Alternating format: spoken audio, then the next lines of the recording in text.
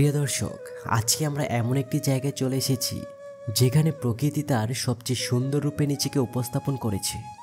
বাংলাদেশের পাহাড়ি রাজ্য বান্দরবান, যেখানে রয়েছে অপূর্ব পাহাড়, ঝরঝরে জলপ্রপাত, অজানা গ্রাম আর সবুজে ভরা অরণ্য।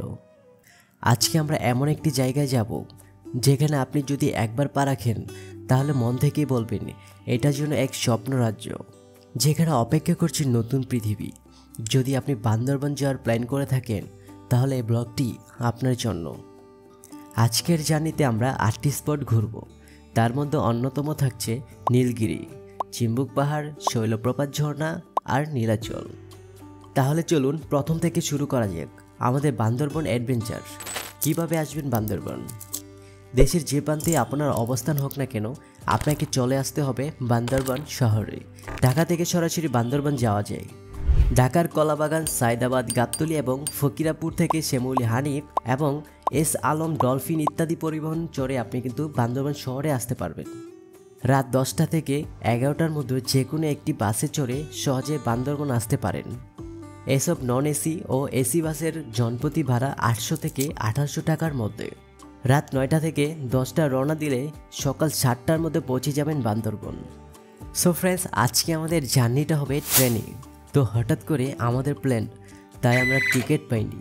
তাই তো ট্রেনে কাজ করা লোকদের সাথে কথা বলে আমরা নামাজ রুমে চট্টগ্রামের পথে রওনা হলাম। রাত 11:30 আমাদের ট্রেন যাত্রা শুরু করলো। আপনারা যদি কখনো এমন সিচুয়েশনে পড়েন তাহলে কিন্তু আপনারা নামাজ রুমে বসে থেকে আসতে পারেন। আমরা 4 জন ছিলাম, ভাড়া পড়েছিল 1200 টাকা, যেটা ছিল এক অন্যরকম অভিজ্ঞতা। সারা রাত নামাজ রুমে ঘুমাতে ঘুমাতে ভোর 6টায় চলে আসলাম চট্টগ্রাম রেল স্টেশনে। চট্টগ্রাম রেল স্টেশন থেকে চলে আসতে হবে নতুন বাজারে। তাই তো আমরা একটি সিএনজি ভাড়া করে 100 টাকায় 4 জন চলে গেলাম নতুন বাজার। নতুন বাজার থেকে আমরা পূর্বালি বাসে করে বান্দরবান শহরে যাব। জনপ্রতি ভাড়া পড়েছিল 150 টাকা করে। নতুন বাজার থেকে বান্দরবান শহরে আসতে সময় লেগেছিল 2 ঘন্টা 30 মিনিট। প্রাকৃতিক লীলাভূমি দেখতে দেখতে কখন যে চলে আসবেন আপনার খেয়ালই থাকবে না। সো ফ্রেন্ডস, আজকে আমরা বান্দরবান শহরে রাত কাটাবো।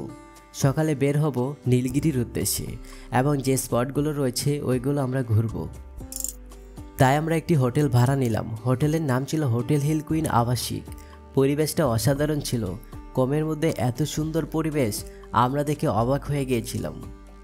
আপনারা চাইলে এই হোটেলে থাকতে পারেন। এক রাতের জন্য আমাদের ভাড়া পড়েছিল 1200 টাকা। আপনারা যদি এই হোটেলে থাকতে চান অবশ্যই দামাদামি করে থাকতে পারেন। আপনাদের যাদের বাজেট কম তারা কিন্তু এই হোটেলে 4 জন সুন্দর মতো থাকতে পারবেন। সকাল 6টা বাজে উঠে ফ্রেশ হয়ে সবাই সব কিছু গুছিয়ে আমরা এখন চলে যাব হোটেল ম্যানেজারের কক্ষে। তো গাইস, আমরা কিন্তু রেডি হয়ে গেলাম অ্যান্ড এখন বের হব আমাদের গন্তব্য উদ্দেশ্যে।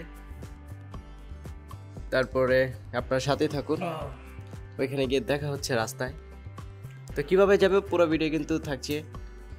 তারপরে সবকিছু নেওয়া হয়েছে? হ্যাঁ, সবকিছু কমপ্লিট। বোতল রেখে গেলাম, যেগুলো খাওয়া শেষে আমাদের দিলাম।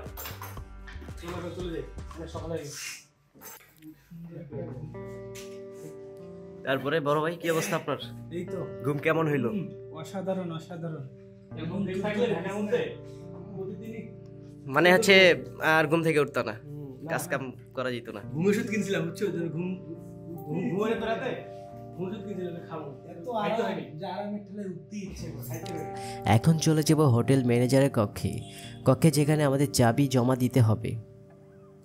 আমরা সবাই আমাদের গন্তব্য উদ্দেশ্যে রওনা হব।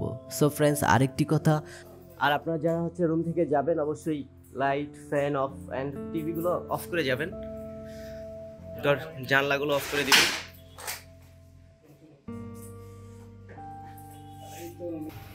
তো গাইস, এখন কিন্তু আমরা আমাদের গন্তব্য উদ্দেশ্যে রওনা হলাম। এন্ড আমরা যে হোটেলে ছিলাম এখান থেকে কিন্তু ভিউটা দেখা যাচ্ছে। আমরা যে বান্দরবান মেইন সিটিতে ছিলাম, আর এখান থেকে আমরা যদি তাকাই এদিক থেকে কিন্তু আমরা পাহাড়গুলো দেখতে পাচ্ছি। এখান থেকে পুরো আপনারা হচ্ছে পাহাড়ের যে ভিউটা আছে এটা নিতে পারবেন। আমরা সবাই আমাদের গন্তব্য উদ্দেশ্যে রওনা হব। সো ফ্রেন্ডস, আরেকটি কথা, আমরা যে হোটেলে ছিলাম এখান থেকে কিন্তু পাহাড় দেখা যাচ্ছিল, কিন্তু আমরা বুঝতে পারছিলাম না। রাতে উঠেছিলাম তাই আমরা পাহাড় দেখতে পারি নাই। সকালে উঠে দেখে অবাক হয়েছিলাম। আসেন আপনাদের একটু পাহাড়টা দেখা এখান থেকে। আপনারা পাহাড় দেখতে পারবেন, বান্দরবান আশেপাশে যে ছোট পাহাড়গুলো আছে এগুলো এখান থেকে আপনারা দেখতে পারবেন। সো ফ্রেন্ডস, এখন আমরা হাঁটতে হাঁটতে যাচ্ছি বাজারের দিকে। সকালে নাস্তা করে আমরা নীলগিরির উদ্দেশ্যে রওনা হব। যেতে যেতে একটা ড্রাইভারের সাথে দেখা হলো, ওনার নাম মামুন। মামুন ভাই অনেক ভালো মনের মানুষ। উনি আমাদের ধরলো যে আপনারা কি ঘুরতে যাবেন? আমরা বললাম হ্যাঁ ঘুরতে যাব। তারপর ওনার সাথে কথা বলে ভাড়া জিজ্ঞেস করি। উনি বলল 4000 টাকা। এখান থেকে ডাইরেক্ট নীলগিরি চলে যাবো। নীলগিরি থেকে আসার সময় যেগুলো আছে আপনাদের দেখে দেখে আসবো। দুপুরে এখানে লাস্ট করবেন, লাস্ট করার পরে বিকেলে নীলাচল মেঘলা ঘুরের মধ্যে ঢুকে দেবেন। ঠিক আছে? একটা স্পটে কতটা সময় দাঁড়াবে? সময় আপনাদের ইচ্ছা, আপনাদের ইচ্ছা। সন্ধ্যা 6টা পর্যন্ত করবেন। আপনাদের তাহলে কত আসতে পারে? 8টা স্পটে আমাদের 8টা স্পটে ভাড়া অফিশিয়ালি কিন্তু অনেক বেশি, বাট এখন বলবো না। ঠিক আছে? যাওয়ার জন্য যেটা বলতেছে সেটা বলে 4000 টাকা দিতে হবে সারাদিন। কিন্তু আমরা তো কালকে রাতে আমাদের কথা বললো 2500 টাকা। কি চেঞ্জি? না, এই যেগুলো সমস্যা নাই, আমার নাম্বারটা রাখেন। যদি 2500 টাকা দিয়ে পান অবশ্যই নিয়ে যাবেন। যদি আমি যেটা বললাম ওই রুটি যদি নেওয়া লাগে আমাকে নিয়ে যান। ঠিক আছে ভাইয়া? আপনি শেষ করতে পারবেন? আমি যে টাকা দিয়ে বলছি আপনি শেষ করতে পারবেন? আর 200 টাকা কমাই দিন দাদা, হইছে? আমি শুনেন, আমি আজকে 12 একটা মারতে হবে আমার, কারণ আজকে আমার একটা খরচ আছে, টাকা লাগবে। আমার আজকে টাকা লাগবে। আমি এই কারণে আপনাকে যাওয়ার জন্য যেহেতু সকালবেলা বাইরে থেকে বেরোচ্ছি আপনাদের পাইছি। হ্যাঁ হ্যাঁ, এই কারণে 5 জন যেহেতু দেখছি এই কারণে আমি আপনাদেরকে নিয়ে 4 জন। আপনি কত পাবেন শেষ? ওটা 200 টাকা কমাবেন না, ডাইরেক্ট 1000 কই দেব। 1000 বলছি তো না, 1000 কমাতে পারবেন না। আপনি আমার নাম্বারটা রাখেন। হ্যাঁ, নাম্বার আছে। ওই রাস্তা করে তাহলে আপনি সমস্যা নেই। ওটা আমি আগে দিয়েছি রাস্তা। 0160 টাকা। ওটা গাইড উঠেন, আমি নাস্তা করে দেবো আগে দিয়েছি। এটা আমি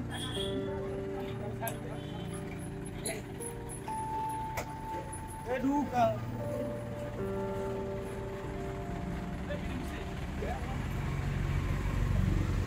তো গাইস, এখন কিন্তু আমরা এই যে চাঁদের গাড়িতে উঠলাম। তো আমাদের যদি সবকিছু ঠিক থাকে আমরা এই গাড়িটা নিব আর আপনাদের সাথে আটটি স্পট সারাদিন ঘোরাবে, যতক্ষণ আমাদের ইচ্ছা ততক্ষণ আমরা থাকতে পারবো। আমরা তাকে বললাম একটু ওয়েট করেন, আমরা একটু সকালের নাস্তা খেয়ে আসি। তারপর নাস্তা খেতে গিয়ে অনেকের কাছে জিজ্ঞেস করি, অনেকে 4000 থেকে 3800 টাকার মতো বলেছিল। উনি আমাদের লাস্ট বলেছিল 3700 টাকা। তার সাথে আরেকটু দামাদামি করে আমরা 3600 টাকায় গাড়ি ঠিক করে আমরা রওনা হলাম আল্লাহর নামে নীলগিরির উদ্দেশ্যে। আপনারা চাইলে ওনার গাড়ি দিয়ে সারাদিন ঘুরতে পারেন। কম টাকার মধ্যে চাইলে আপনারা 4 জন সুন্দর মতো একটা টিম নিয়ে যেতে পারেন। গাড়ির পুরো সিস্টেমটা চাঁদের গাড়ির মতো। সামনে 4টা সিট, একটা জায়গা খালি, যেখানে আপনারা আকাশের সৌন্দর্য, চারপাশের ভিউ সুন্দর মতো দাঁড়িয়ে থেকে দেখতে পারবেন। আনন্দ করতে করতে যখন আপনারা হাঁপিয়ে যাবেন তখন সামনের সিটে বসতে পারবেন, যেমনটা আমাদের হয়েছিল। অতিরিক্ত সৌন্দর্য দেখে আমরা হাঁপিয়ে গিয়েছিলাম। মামুন ভাইয়ের নাম্বারটা ডেসক্রিপশন বক্সে দিয়ে রাখবো, যদি আপনারা কেউ চান সেখান থেকে যোগাযোগ করে আপনারা কিন্তু যেতে পারেন। তারপর আমরা নীলগিরির উদ্দেশ্যে রওনা হলাম। নীলগিরি যাওয়ার পথে নিরাপত্তাজনিত কারণে সেনা চেকপোস্ট পর্যটকের নাম ও ঠিকানা লিপিবদ্ধ করতে হয়। সাধারণত বিকেল 5টার পর থেকে নীলগিরির উদ্দেশ্যে কোনো গাড়িকে যেতে দেয়া হয় না, তাই ভ্রমণের পূর্বে সময়ের দিকে খেয়াল রাখুন। নীলগিরি পর্যটক কেন্দ্র যাবার জন্য পর্যটকদের কাছ থেকে টিকিট বাবদ জনপ্রতি 100 টাকা এবং গাড়ির জন্য আলাদা 200 টাকা ফ্রি নেওয়া হয়। বান্দরবনের পথে যাওয়ার এই রাস্তাগুলো আপনাকে বুঝিয়ে দেবে কেন এটিকে বাংলার গর্ব বলা হয়।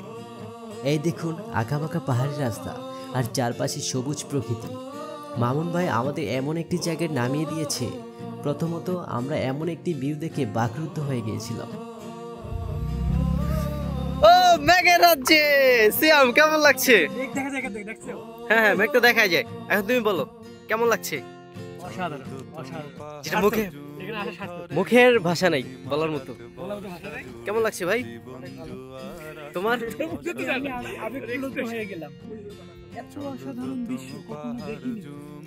আমার দেখা আমার লাইফের সবচেয়ে সুন্দর ভিউ। তারপর আমরা এখান থেকে কিছুক্ষণ দাঁড়িয়ে আল্লাহর সৃষ্টিকে দেখলাম, তাকিয়ে থাকলাম শুধু নৈশর সৌন্দর্যে। তো গাইস, মুখে বলার মতো আমার ভাষা নাই। আমার যে লাইফের সবচেয়ে সুন্দর ভিউ এটা হচ্ছে, আমরা এখন আছি বান্দরবনে। তো আমরা যাচ্ছি নীলগিরির উদ্দেশ্যে। তো এরকম সুন্দর সুন্দর ভিউ আপনাদেরকে আমরা উপহার দিব। আমাদের হচ্ছে ব্লগের সাথেই থাকুন আপনারা। আর এখানে ভিউর কথা আমার মুখে বলার মতো কিছু নাই। এত সুন্দর ভিউ হয়তো আল্লাহ আমাদের সামনে রাখছে, তো সেগুলো আপনাদেরকে আমরা হচ্ছে শেয়ার করবো। তো সেই পর্যন্ত আমাদের ব্লগটা দেখতে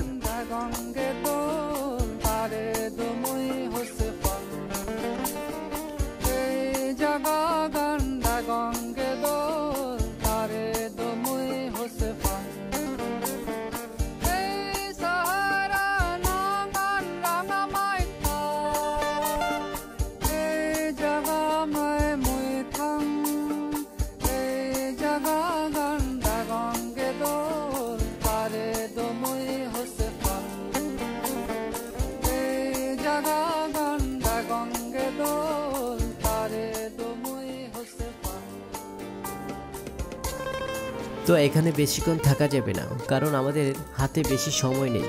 আজকে সবটুকু আমাদের এখানে কভার করতে হবে।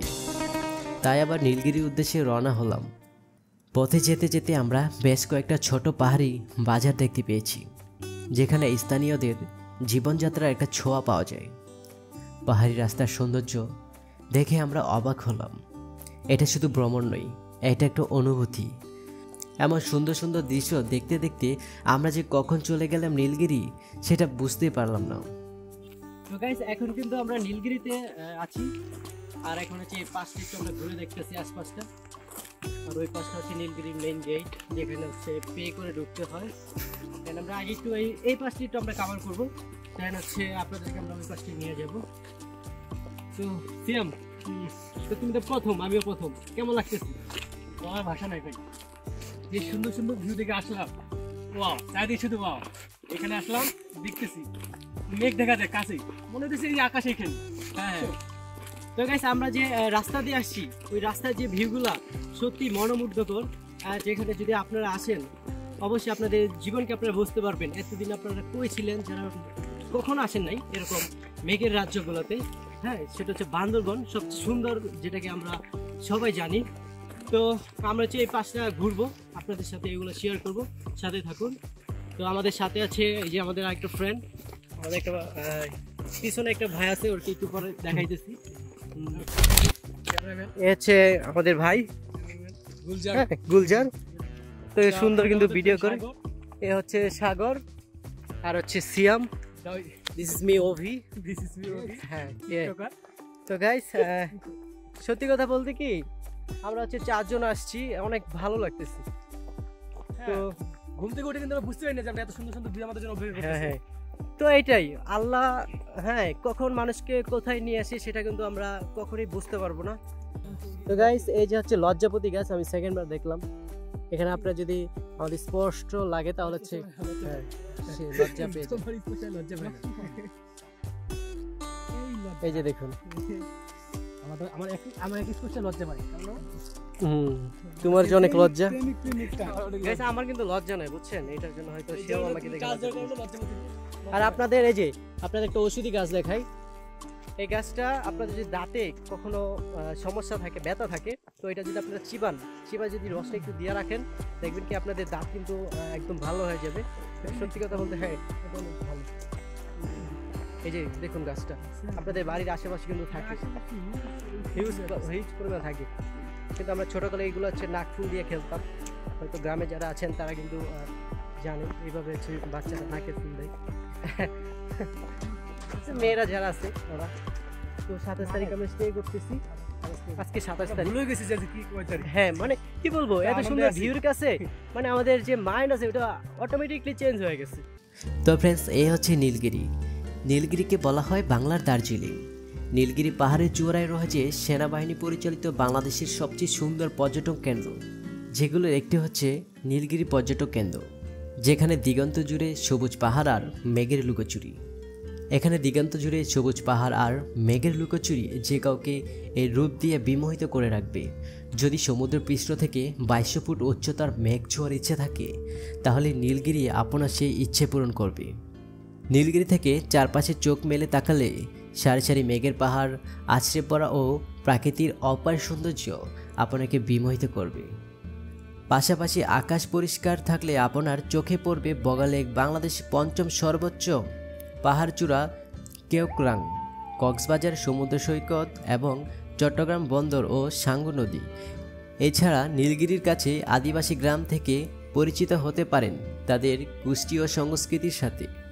নীলগিরিতে সেনাবাহিনী ক্যাম্প থাকায় নিরাপত্তা নিয়ে কোনো বিভ্রান্তি নেই, তাই পরিবার নিয়ে অনায়াসে ঘুরে আসতে পারেন বাংলার দার্জিলিং খ্যাত নীলগিরি থেকে। নীলগিরি দেখার পর নীলগিরির রাস্তা দিয়ে আসার সময় ডাবল হ্যান্ড ভিউ পয়েন্ট নীলগিরির অন্যতম আকর্ষণ। এই স্থান থেকে চারিদিকে সবুজ পাহাড়, মেঘে ঢাকা উপত্যকার এবং দূরের পর্বতের অসাধারণ দৃশ্য উপভোগ করা যায়। বিশেষত সূর্যোদয় এবং সূর্যাস্তের সময় এই ভিউ পয়েন্টে যেন রঙের এক অপূর্ব মেলাবন্ধন সৃষ্টি করে। বর্ষাকালে বা মেঘাচ্ছন্ন দিনে মনে হয় যেন আপনি মেঘের মাঝে দাঁড়িয়ে আছেন। নীলগিরি ডাবল ভিউ পয়েন্ট প্রাকৃতিক শান্তি এবং অ্যাডভেঞ্চার এক দুর্দান্ত মিশ্রণ। আপনারা চাইলে দেখে আসতে পারেন। তারপর আমরা চলে গেলাম চিম্বুক পাহাড়ে। বান্দরবান জেলা থেকে প্রায় 23 কিলোমিটার দূরে চিম্বুক পাহাড়ে অবস্থান। চিম্বুক পাহাড়ে রয়েছে চিম্বুক পর্যটন কেন্দ্র। সমুদ্রপৃষ্ঠ থেকে 2200 ফুট উঁচু চিম্বুক পাহাড়ের যাওয়ার আঁকাবাঁকা রাস্তায় দুই পাশের চমৎকার প্রাকৃতিক দৃশ্য এবং সাঙ্গু নদীর সৌন্দর্য মনকে প্রশান্ত করবে।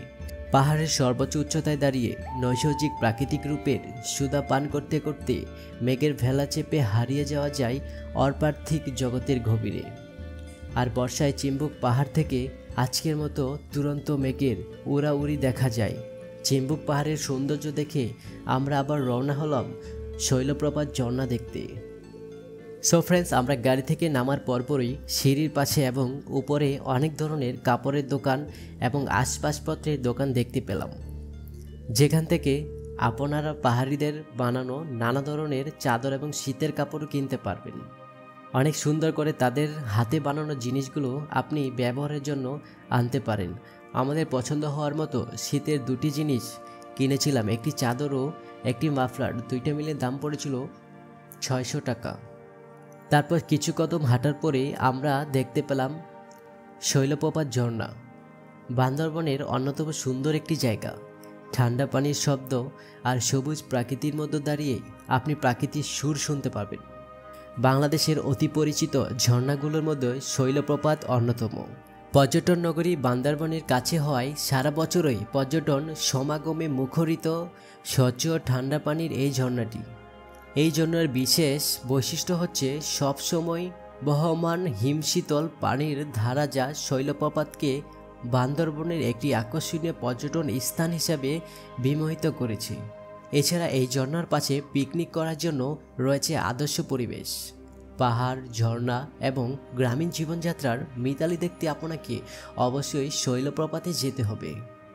এই ঝর্ণার পানি এত ঠান্ডা যে একবার ছুঁয়ে দেখলে সারা শরীর জুড়িয়ে যাবে। এখানে আসলে কিছুক্ষণ বসে প্রাকৃতিক সৌন্দর্য উপভোগ করতে হবে। এটা এমন একটা জায়গা যেখানে একবার দেখলে মন ভরে যাবে। তবে মনে রাখবেন, পরিবেশ পরিষ্কার রাখতে আমাদের সবাই সচেতন থাকা উচিত। আশেপাশে আপনারা মেঘলা রিসোর্ট দেখে আসতে পারেন। তো আমরা শহর থেকে কিছু খেয়ে তারপর নীলাচলের উদ্দেশ্যে রওনা হব। দুপুরে খেয়েছিলাম মাছের ভর্তা, শুটকি ভর্তা। ফ্লেভার এতটাই ইউনিক ছিল যে এটা অন্য কোথাও পাবেন না। আর হ্যাঁ, বান্দরবনের খাবার খেয়ে যে কেউ মুগ্ধ হয়ে যাবেন। তো আপনাদের একটি কথা বলবো, আপনারা যারা ভ্রমণে এই বান্দরবনে যাবেন তারা কিন্তু এখানে দাম জিজ্ঞেস করে খাবেন, যেহেতু আমাদের সাথে একটি সমস্যা হয়েছিল। সো ফ্রেন্ডস, খাওয়া দাওয়া শেষ করে আবার আমরা গাড়িতে উঠলাম। গাড়িতে উঠে আমরা রওনা দিলাম নীলাচলের উদ্দেশ্যে, যেখান থেকে আমরা পাখির চোখে পুরো বান্দরবন শহরকে দেখব। আর সূর্যাস্ত দেখার জন্য এটা একেবারে সেরা জায়গা। জলপতি 50 টাকা করে, চারজনের জন্য 4টা নিয়ে নিলাম 200 টাকা। তো গাইস, আমাদের টিকিট কাটা শেষ, এখন হচ্ছে ভিতরে এন্ট্রি করব। দেখা যাক কতটা সুন্দর।